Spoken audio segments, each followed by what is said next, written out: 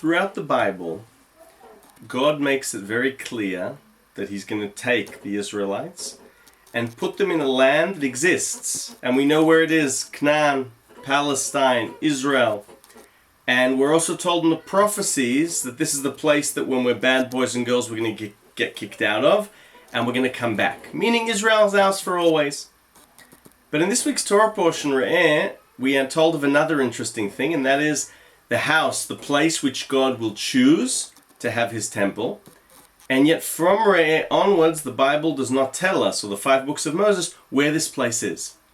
And commentators grapple with this. Why do you tell me, or I'm asking, why do you tell me Israel's the place, this is yours, it'll always be yours? But when it comes to where God has his temple, it's the place that he chooses. And it's fascinating that Jerusalem doesn't appear in the Bible. We don't know. It's the place that God chooses.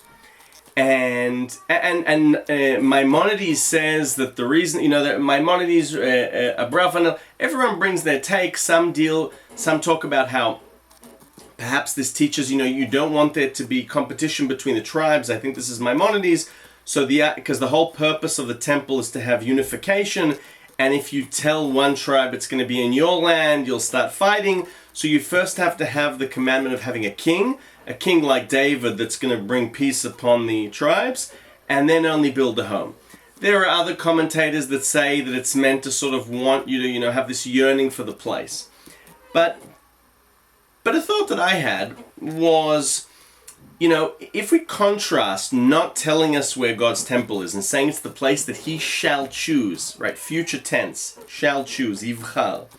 Unlike Israel, that we're always told Israel will always be ours, this might imply that the first temple we know Solomon built, God was happy, that was the place he wanted. Now I'm going to say something potentially dangerous.